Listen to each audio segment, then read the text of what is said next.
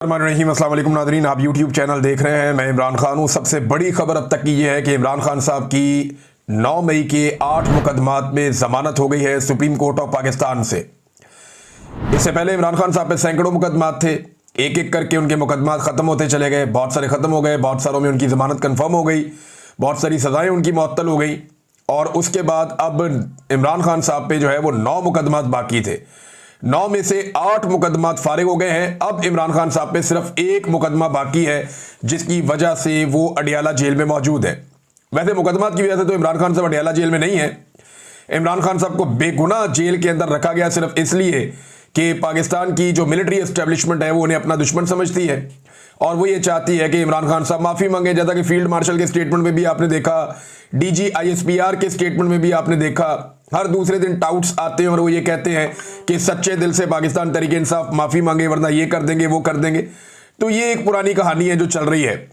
एक बात तो साबित हो गई इस फैसले से कि 2 साल तक इमरान खान साहब को 9 मई के 8 केसेस में नाहक कैद रखा गया है।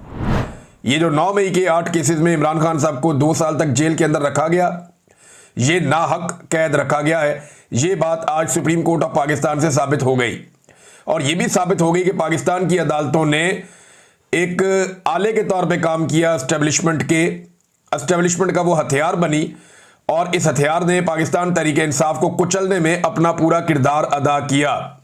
अब चाहे ये लोअर जुडिशरी है, चाहे ये हाई कोर्ट्स हैं, ये सारा मामला आपके सामने है।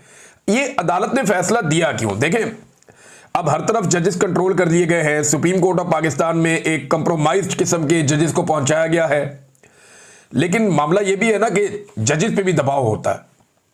एक दिन पहले 2 मुअज़्ज़िज़ जज साहिबान ने खत भी लिखा कि जनाब गलत तरीके से अदालत चल रही है, नाइंसाफी हो रही है, कानून और आइन के मुताबिक सुप्रीम कोर्ट ऑफ पाकिस्तान को चलना चाहिए। उन्होंने निशानदेही की, वकला का दबाव बढ़ता चला जा रहा है, जजेस के अंदर से दबाव बढ़ता चला जा रहा है। ये जब सारी चीजें होती हैं और उसके ऊपर सुहेल वड़ाइस साहब आर्मी चीफ की ख्वाहिश लाके छाप देते हैं कि जनाब इमरान खान इसलिए तो जेल के अंदर बंद नहीं है कि उसने जुर्म किए हुए, वो तो जेल में इसलिए बंद है कि वो आसिम मुनीर साहब से माफी नहीं मांग रहा या वो सच्चे दिल से माफी नहीं मांग रहा। अगर वो सच्चे दिल से माफी मांग ले तो मामला आगे बढ़ सकता है। तो सुहेल वड़ाइस साहब की तहरीरों पर तहरीरें आना शुरू हो जाती हैं।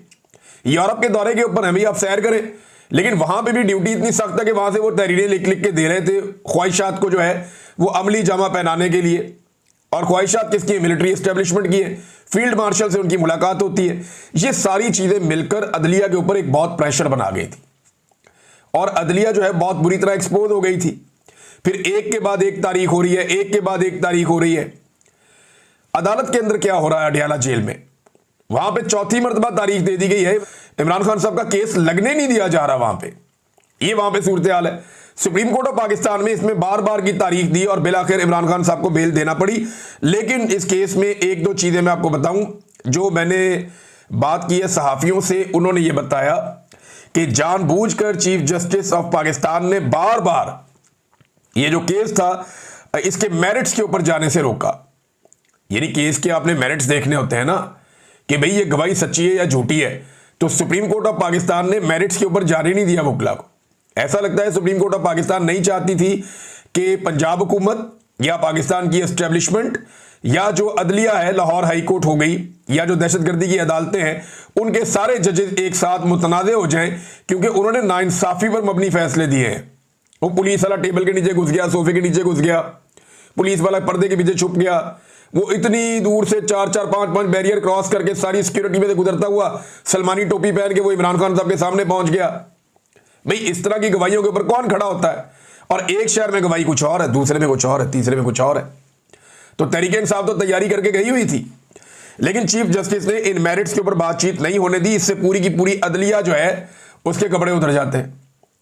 लेकिन अदलिया, ये इसका क्रेडिट जाता है किसको? देखिए, इसका एक तो क्रेडिट पाकिस्तान के अवाम को जाता है जिन्होंने हार नहीं मानी। 8 फरवरी 2024 के बाद से लेकर अब तक हार नहीं मानी और वो आज भी इमरान खान के साथ खड़े हैं। दूसरा, पाकिस्तान के सोशल मीडिया को भी एक क्रेडिट जाता है, लेकिन सबसे बड़ा क्रेडिट जाता है इमरान खान साहब की जो कानूनी टीम है उसे।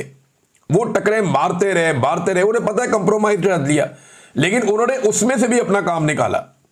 उन्होंने इतनी टकरे मारी कि बिलाखिर वो दरवाजा खुल गया। और इसमें बैरिस्टर सलमान सफदर जो है वो बहुत तारीफ के लायक है। इमरान खान साहब की जो पूरी वकला की टीम है वो सभी मुबारकबाद के लायक हैं। बैरिस्टर सलमान सफदर साहब हैं, सलमान अकरम राजा साहब हैं, इन लोगों ने बड़ा अच्छा काम किया। लेकिन जो एक प्रोफेशनली मैंने देखा कि जिस वकील ने बहुत अच्छी हैंडलिंग की तमाम मामलात की और मुकदमात की, वो बैरिस्टर सलमान सफदर है। कमाल उन्होंने केसेस लड़े हैं और जिन जिन लोगों ने उनको केसेस लड़ते हुए देखा, जिन सहाफ़ियों ने भी देखा, उन्होंने बताया जी कि वो ज़बरदस्त किस्म के शवाहिद सामने रखते हैं, बड़ा टू दी पॉइंट आते हैं और बड़े अच्छे उन्होंने मुकदमात हैंडल किए हैं। बड़ी प्रोफेशनली उन्होंने इन मामलात को डील किया कि एक तरफ एस्टेब्लिशमेंट है, पूरा का पूरा एक इदारा इस काम पे लगा हुआ है, इंटेलिजेंस एजेंसियां इस काम पे लगी हुई हैं, अदलिया को कंप्रोमाइज़ कर दिया गया है, 26वीं आईनी तरमीम के बाद पूरे निज़ाम को जकड़ दिया गया है, लेकिन फिर भी वो लगे रहे। बिलाखिर इमरान खान साहब के अब 9 में से 1 मुकदमा बाकी रह गया। अब सिर्फ एक ऐसा मुकदमा है जिसमें इमरान खान साहब को जेल में रखा हुआ है।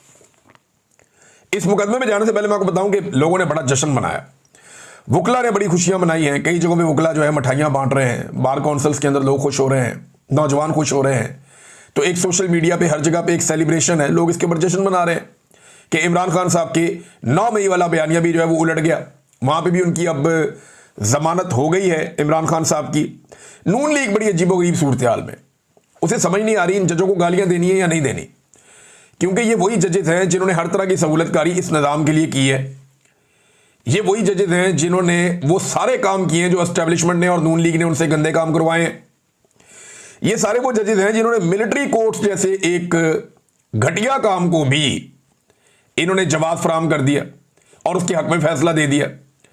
अब जब सुबह जज तब्दील हुए ना, तो उसमें यह पूछा गया इमरान खान साहब की फैमिली से कि जनाब आपको कोई एतराज़ है? उन्होंने कहा कोई एतराज़ नहीं है, जो भी जज हमें इंसाफ दो। सिर्फ अच्छा किया उन्होंने, वरना कई जर्नलिस्ट और बाकी लोग ये कह रहे थे कि जनाब अतरफुल्ला साहब को लाना चाहिए था या शहजाद साहब को लाना चाहिए था, जो दीगर जज हैं, जो न्यूट्रल जजेज हैं, उनको लेकर आना चाहिए था।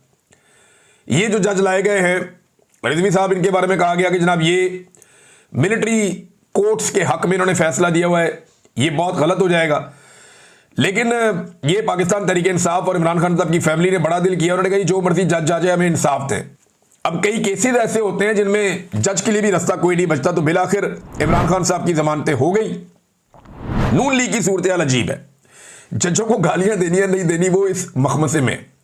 ये एस्टेब्लिशमेंट कल को अगर इनके ऊपर से हाथ उठा लेगी ना, ये एस्टेब्लिशमेंट को भी गालियां नहीं दे सकेंगे, क्योंकि जिस लेवल के इन्होंने जूते पॉलिश कर दिए इनके पास पीछे हटने का रास्ता नहीं है। और जिस लेवल पे इन्होंने इस अदलिया को उठा के रखा है इनके पास पीछे हटने का रास्ता नहीं है। अब ये कैसे कह सकते हैं कि जनाब ये जजेस, क्योंकि ये जजेस ये लोग खुद लेकर आए हैं, तहरीक इंसाफ ने तो इनकी मुखालफत की थी, वो तो मंसूर अली शाह साहब की बात कर रहे थे। ये जजेस ये हुकूमत खुद लेकर आई है, लिहाजा इनसे तो ये गिला कर ही नहीं सकते।